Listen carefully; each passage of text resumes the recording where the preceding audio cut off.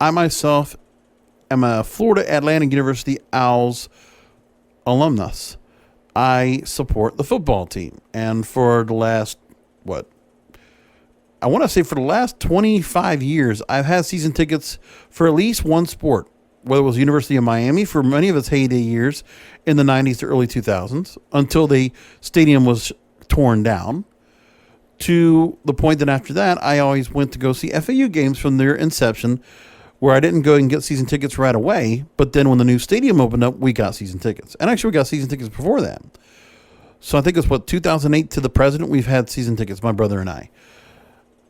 And now we have tickets being paid for, and where you might not have games to go watch. So a number of major conferences in college football have already canceled their seasons. This sucks royally. Nothing to do on Saturdays in the fall is disheartening. I don't even know what to do with myself without having college football, but it's what it is right now.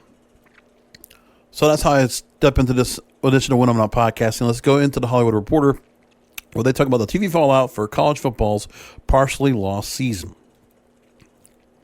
So as of today, as I record on August 11th, 52 out of 120 schools that played top-level college football, Division I, more than 40% are canceling or postponing their fall sports seasons. So decisions were made for the Big Ten and Pac-12. Those are the biggest. And there will be similar moves by Mountain West, the Mid-American Conference, and also decisions individually by University of Connecticut and Old Dominion University in Virginia. The Big Ten and Pac-12 both have long-term multi-billion-dollar TV contracts with ESPN and Fox Sports to air their games. And also Fox Sports operates and has a 49% ownership stake in the Big Ten network, a cable network. So the other three Power 5 conferences at this point, the ACC, Atlantic Coast Conference, Big 12, and the SEC, the Southeastern Conference, have not made a decision yet on the season. ESPN has media deals with all three. The SEC also has a contract with CBS. All five leagues have previously said they would only play conference games this fall, partly to cut down on travel amid the ongoing pandemic and reduce the length of the season by several weeks. So Fox Sports and ESPN's college football schedules are already in flux before these new announcements, as leagues call out their non-conference slates and push the date of season opening into late September. And there's a lot of money in college football, okay? Sports Giants raked in $215 million in ad revenue for games, including Big Ten teams last season, according to ad sales data by Sportico. Programming that has to take place at those games likely won't have rates that high. I don't even know what they're going to put on Saturdays, unless you're able to go ahead and scramble around baseball, which baseball will be done by then. They're not going to have NFL, and I don't think they're going to be moving NFL games to Saturdays in order to go and fill the void. So there's nothing there. Baseball, maybe it becomes a new sport for Saturdays. But again, that only goes to October, and that's it. Then November, December, into January, you're done. That's when I guess the NBA would probably then. But the NBA is also finishing up their season as well, unless they restart the season for the fall. But at this point, they're just trying to finish up the season now.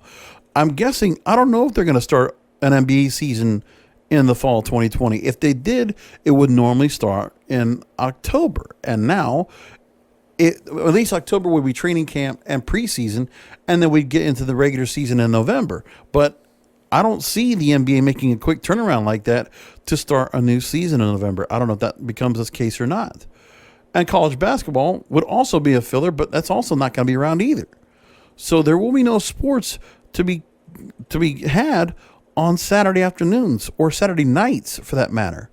And by the way, you have ABC and Fox that rely on live college football on Saturdays as part of their primetime lineup, and they're missing that. Same thing for ESPN. ESPN, it's imperative for them to have college football. It's most of their schedule. They usually put about 4 or 5 days of programming. I think it's, Tuesdays, you'll see games on Thursday, Friday, and Saturdays. And I've seen games on Wednesdays as well. They consume college football. Fox Sports, the regional sports networks, they're reliant upon it. CBS has their own college sport or their own sports channel, reliant upon it. And then also individual college networks like the Longhorn Network, that they're not going to have anything. Notre Dame, if they don't have their games for football, NBC has major, obligations with that. solely with Notre Dame football, and they won't have that either. So it's a huge blow to see college football not get played this year. For Notre Dame, most of their games were with the Big Ten. They're an independent conference, or they're an independent team without a conference. And so they're not going to have any games to play. That's huge. So that takes down NBC. Then what else you got? ABC, again, when you're talking about Big Ten, ESPN and ABC take a lot of the Big Ten games, and Fox Sports does as well. That sucks. They're in a tough spot, all of them right now.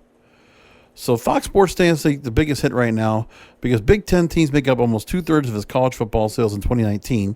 ESPN, which is a bigger portfolio, got about 20% of its college revenue from Big Ten. And as a whole, college football, including bowl games and the 4-team national championship playoff, the BCS, brought in $1.7 billion in ad revenue for 2019.